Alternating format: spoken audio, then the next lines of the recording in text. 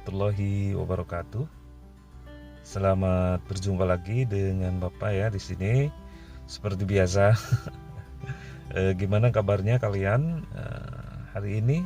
Mudah-mudahan sehat semuanya ya, tidak kurang suatu apapun ya, segar, bugar, bahagia lahir dan batin ya. Itu yang kita harapkan bersama. Baik, untuk kali ini kita akan membahas soal-soal tentang gaya listrik ya pada beberapa muatan listrik. Nanti Bapak akan membahas satu buah soal ya. Kemudian nanti kalian mengerjakan satu soal ya. Mudah-mudahan ini mudah dipahami dan kalian mudah ketika mengerjakannya. Oke, langsung saja kita ke soalnya. Oke, ini kita lihat soalnya ya. Di sana ada dua buah muatan, yaitu muatan A dan muatan B. Lihat, muatan A itu bernilai positif, muatan B juga bernilai positif. Jadi dua-duanya ini positif ya, karena tidak ada tanda negatif di sana.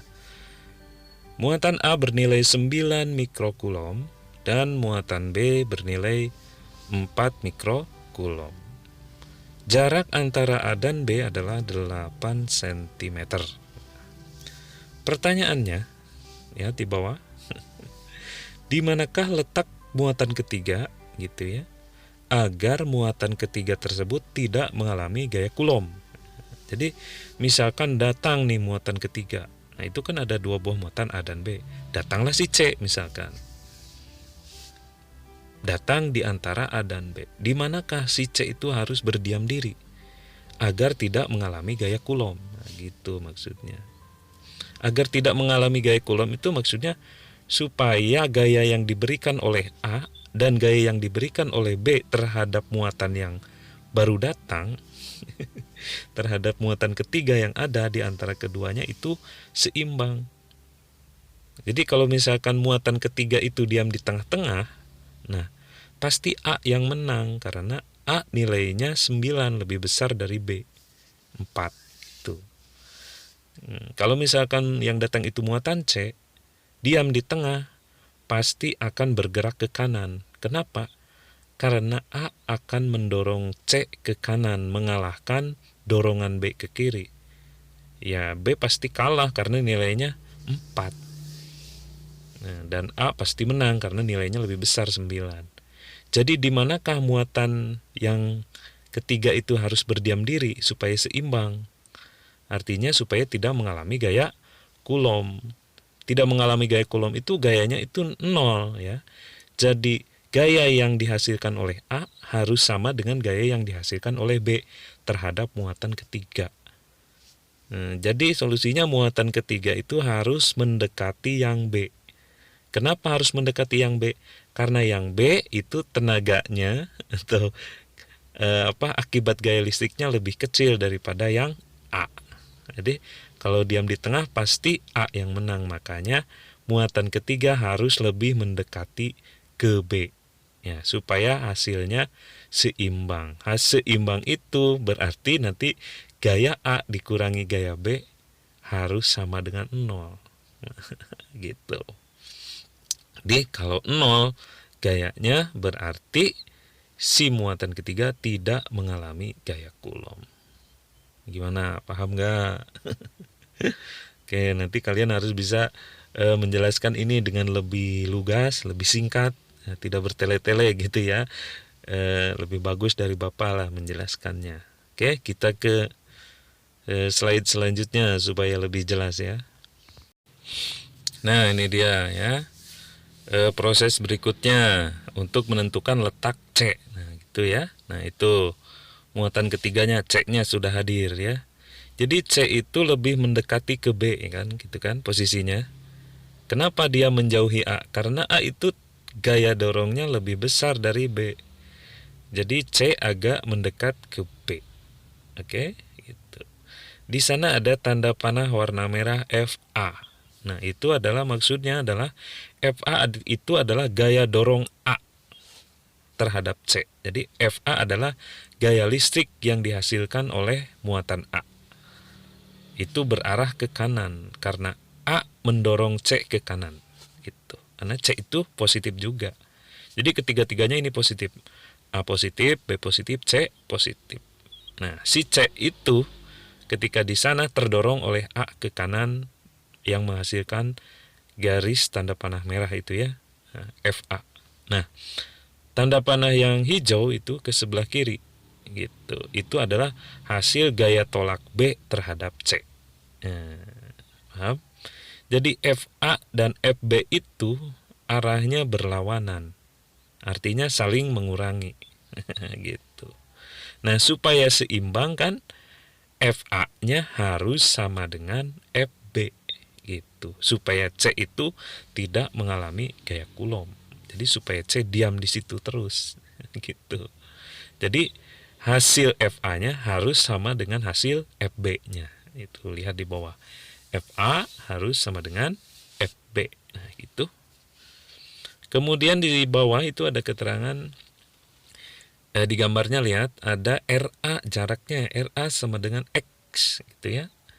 RB sama dengan 8 min X. Nah, itu. Kenapa? Karena kan jarak dari A ke B itu kan 8 cm. Makanya si jarak dari A ke C-nya belum diketahui, dikasih tanda X. Sementara jarak dari C ke B-nya itu adalah sisa jarak dari A ke C, maka ditulisnya 8 min X gitu. Kan dari A ke B 8, dari A ke C-nya X.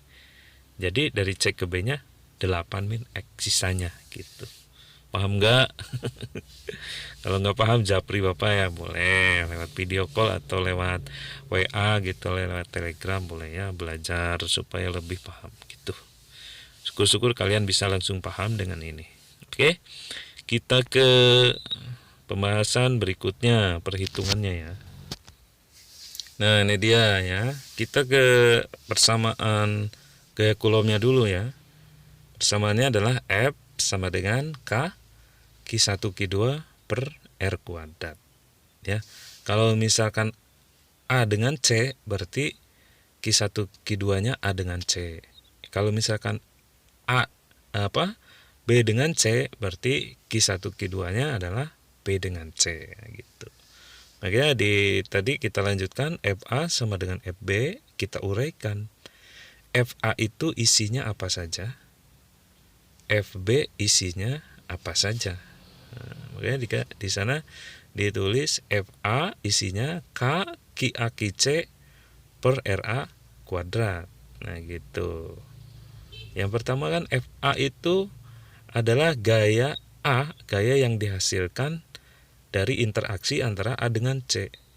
FB adalah gaya yang dihasilkan dari interaksi antara B dengan C. Gitu. Sehingga di sana FA kalau diuraikan isinya FA adalah K QA QC per RA kuadrat. FB sama dengan K QB QC RB kuadrat. Nah, di sana yang sama itu dicoret ya. Nah, ada huruf K itu sama dicoret gitu ya. Kemudian QC juga sama dicoret gitu. Jadi supaya mempermudah perhitungan yang sama dicoret. Sebelah kiri K sama dengan sebelah kanan K dicoret. Sebelah kiri QC sama dengan sebelah kanan QC dicoret. Sudah, tidak ada yang sama lagi kan? Sisanya itu QA nggak sama dengan QB kan? RA kuadrat tidak sama dengan RB kuadrat ya. Kalau tidak sama jangan dicoret. Nah, dari hasil pencoretan tersisa QA per RA kuadrat dan QB per RB kuadrat. Nah, gitu kan? Oke. QA-nya itu berapa? QA-nya kan tadi di soal 9 mikrocoulomb. QB-nya juga tadi di soal 4 mikrocoulomb. Nah, mikrocoulombnya kan sama dicoret. Gitu. Sehingga yang tersisa hanya 9 per X kuadrat sama dengan 4 per 8 min X kuadrat. Nah, selanjutnya langkah matematisnya adalah diakarkan semua. Nah, gitu ya. Kedua ruas ditarik akar, itu keterangannya gitu kan di sana. Nah, 9 itu jadi 3. Nah, karena di akar gitu. 9 kan di akar jadi 3. Kemudian 4 di akar jadi 2 gitu. X kuadrat di akar jadi X ya.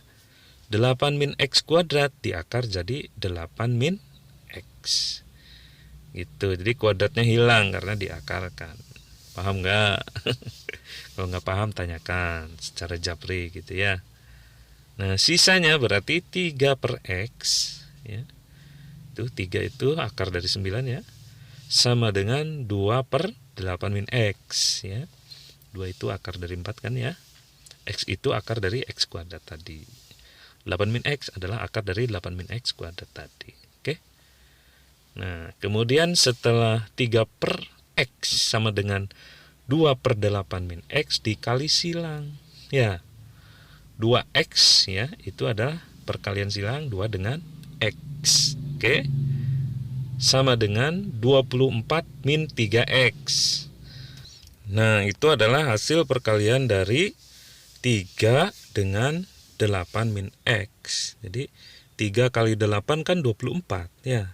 Nah, 3 kali min X kan min 3X. Ya, jadi hasilnya adalah 2X sama dengan 24 min 3X. Oke. Nah, kemudian sisanya itu 5X. Dari mana 5X? Kan min 3X-nya pindah ke sebelah kiri. Jadi plus 3X.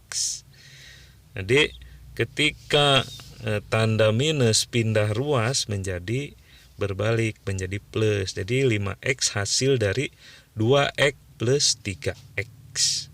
Sementara 24 masih diam di tempat, jadi masih 24 di sana. Jadi 5X adalah hasil dari 2X ditambah 3X. Kan minus 3X itu Pak, kan min 3X pindah ke sebelah kiri. Ya, pindah ke sebelah kiri jadi plus. Jadi kalau pindah ruas tandanya berbalik ya. Kalau min jadi plus, kalau plus jadi min. Nah, jadi 5X adalah hasil dari 2X plus 3X. Jadi 2 tambah 3 5. Ya, di 5X gitu sama dengan 24. Sehingga X-nya adalah 4,8. 4,8 adalah hasil dari 24 dibagi 5. Oke. Jadi X-nya adalah hasil dari X-nya adalah 24 bagi 5 yaitu 4,8 ya, sentimeter ya tadi gitu. Jadi X itu kan jarak dari A ke C tadi ya. Nah, sehingga hasilnya adalah letak C itu berada 4,8 cm dari titik A gitu. Maka kalau kita lihat pilihan gandanya, makanya jawabannya adalah yang mana? Yang C ya. Kita lihat yang ini C ya jawabannya. C jawabannya ya. Kita bisa lihat di sana 4,8 dari muatan A. Ya, jadi si muatan ketiga yaitu si C itu harus berdiam diri pada jarak 4,8 dari muatan A. Oke, ya, gitu. Jadi kalau dari muatan B berapa dong? Kalau 4,8 dari A ya, kalau dari B berarti sisanya 8 dikurangi 4,8 berapa? 3,2 ya. Ya, 3,2 apa ya? 3,2 kalau dari B. Jaraknya lebih dekat ke B. Kalau dari A 4,8 gitu. Ya itu, sudah. Selesai kita menjawab persoalannya. Dan ini nanti kalau misalnya kalian belum paham bisa tanyakan Japri. Kalau sudah paham langsung kerjakan soalnya ya. Nah, dan mudah-mudahan kalian bisa ya dengan cepat dan dengan mudah mengerjakannya dan paham dengan apa yang sudah Bapak sampaikan. Kemudian nanti kalian juga mencoba menyampaikan ke Bapak dengan cara kalian yang menurut kalian lebih enak pada saat menjelaskan ke orang lain. Itu dulu ya. Barangkali ada pertanyaan dari tadi ya. Barangkali ada pertanyaan silahkan boleh di Japri langsung, oke? Mudah-mudahan kalian bisa menyelesaikan ini dengan dengan mudah dan cepat ya, dan tugas-tugasnya dari pelajaran yang lain juga bisa selesai sebelum waktu penagihan gitu. Oke, itu dulu. Wassalamualaikum warahmatullahi wabarakatuh.